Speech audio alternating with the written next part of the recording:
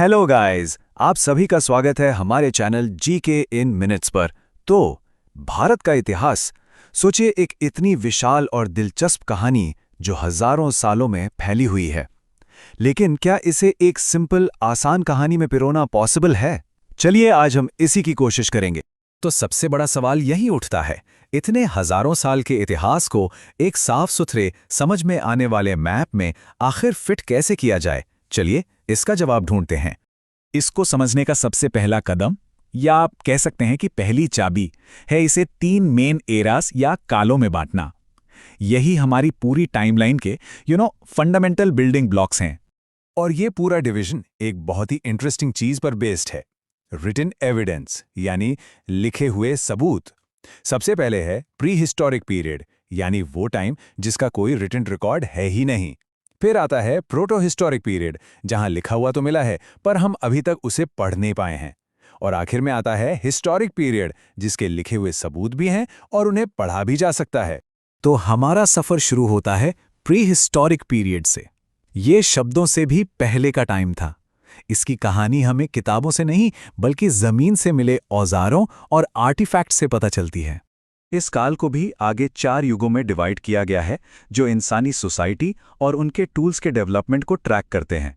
पहले पेलियोलिथिक, फिर मेसोलिथिक, उसके बाद नियोलिथिक और आखिर में चाल्कोलिथिक पीरियड। हर एक की अपनी एक खास टाइम फ्रेम है। अब अगला पड़ाव है प्रोटो हिस्टोरिक पीरियड। ये एक तरह से लिखे हुए रहस्यों का दौर है। ऐसा क्यों? क्योंकि यहां हमें इंडस वैली की सील्स जैसी लिखावटें तो मिली हैं, लेकिन उन पर क्या लिखा है, ये मिस्ट्री आज तक सॉल्व नहीं हो पाई है। इस पीरियड में 2 बड़ी बड़ी सिविलाइजेशंस आती हैं। पहली इंडस वैली सिविलाइजेशन, जो लगभग 2500 बीसी से 1500 बीसी तक थी, और उसके ठीक बाद आई वैदिक सिविलाइजेशन, जो 1500 बीसी से 600 बीसी तक चली। वैदिक सिविलाइजेशन की पहचान ही वेदों से है।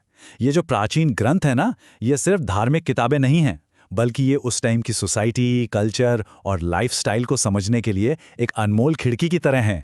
वैदिक काल को भी आगे 2 फेजेस में बांटा जाता है। पहला ऋग्वैदिक पीरियड, जो 1500 से 1000 बीसी तक था, और दूसरा पोस्ट वैदिक पीरियड, जो 1000 से 600 बीसी तक चला। और इन दोनों के बीच सोसाइटी में काफी बड़े बड़े बदलाव देखने को मिलते हैं।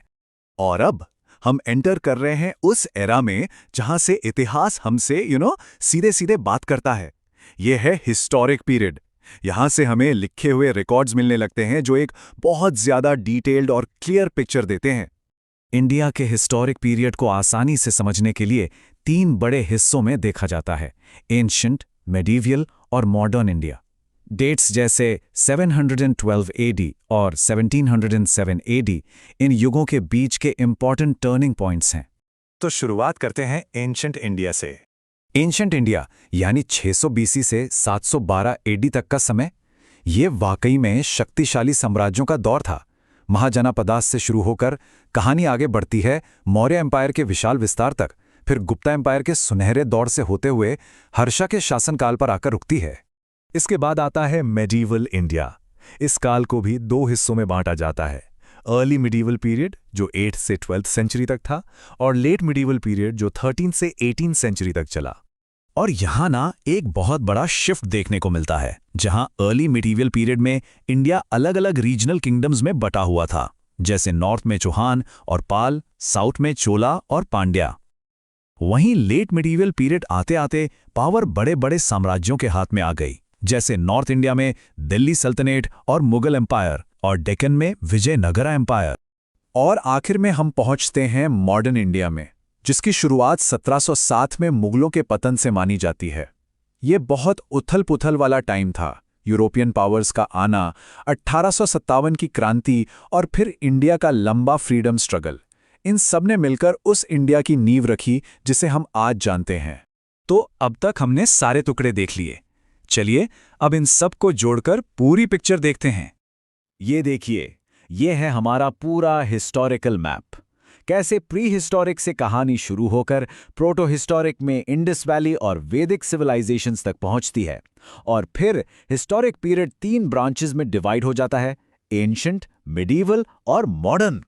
सब कुछ एक दूसरे से कितनी खूबसूरती से जुड़ा हुआ है। लेकिन एक बात समझना बहुत जरूरी है, ये सिर्फ बीते हुए कल की कहानी नहीं है। इतिहास की गूंज आज भी हमारे प्रेजेंट में सुनाई देती है। ये पूरा सफर, ये सारे साम्राज्य और संस्कृतियां आज भी हमारे समाज, कला और पहचान में जिंदा हैं। असल सवाल तो ये है कि इस इतिहास की गूंज आज कहां-कहां दिखाई देती है। ये सोचने वाली बात है।